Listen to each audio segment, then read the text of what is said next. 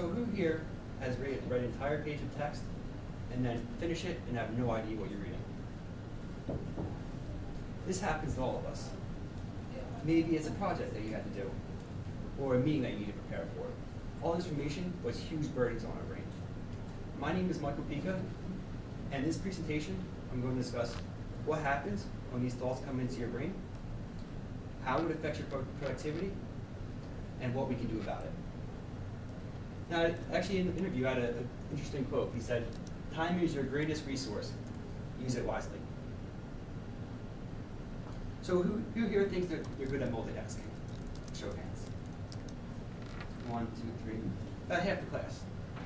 Multitasking is actually not possible. What happens in multitasking is your brain is focusing on one idea, changes processes to another idea, and then it'll change process back to the original idea. What this does is causes mental fatigue, induces stress, and lowers mental capabilities. Nick Van Dam actually had an interesting quote about this. He said, "Multitasking is not effective and costs an estimate of $650 billion because employees spend 1/3 of their time interrupting existing tasks to continue later with the same task." Now, distractions could be anything. They can be a project that we have to begin later, email that we need to reply to, or a meeting that we need to prepare for. Todoist helps organize these thoughts. And I'm just going to show you quickly how the software works.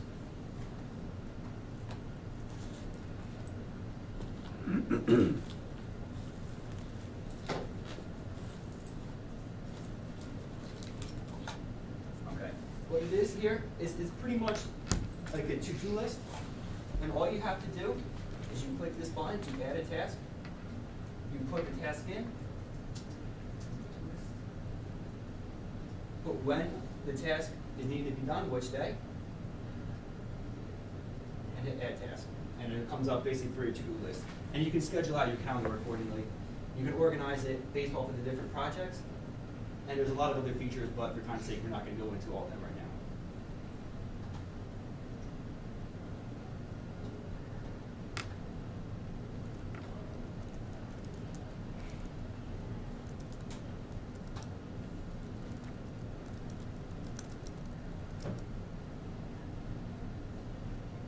So using Todoist, you start off on the left, everything's jumbled in your head, you can't really concentrate, to move into the guy on the right, where everything's categorized in Todoist.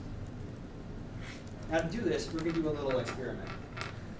What I'm going to do is I'm going to hand out 5 cards. You're going to take a card, memorize it, and pass it on. And at this time, I'm going to also give you tasks to memorize. So take this card, and then pass it on. So on Thursday, you have to work with project day.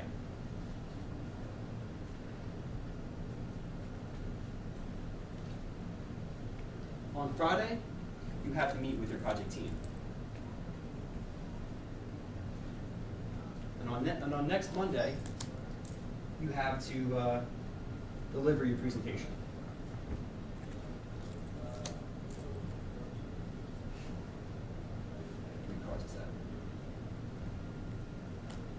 This is your 5th card. That's your 5th card.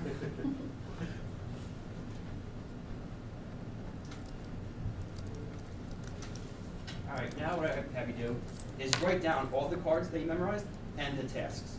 If you need a piece of paper, let me know.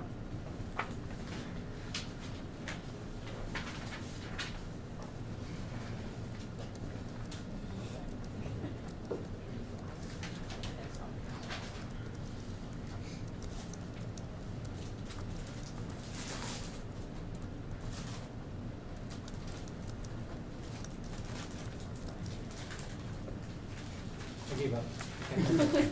Too difficult? All right, now that we have all this written down, let's do the same experiment, except you don't have to memorize every task because they're already loaded into Todoist. So let's do 5 new cards. So hand them around. And as you're doing this, just notice how the different stress levels and how much easier it is to focus on the cards.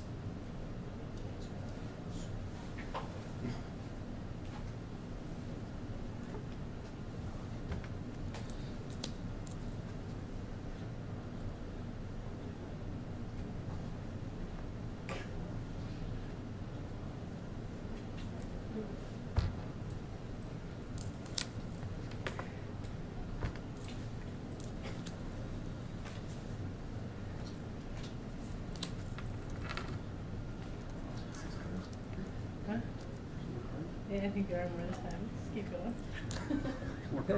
Now, with that experience, you ever kind of see how it's a lot easier to focus on what you're doing, you know, all these tasks you have to remember?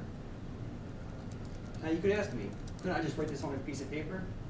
Well, you could, but the benefit of Todoist, it's available across all platforms.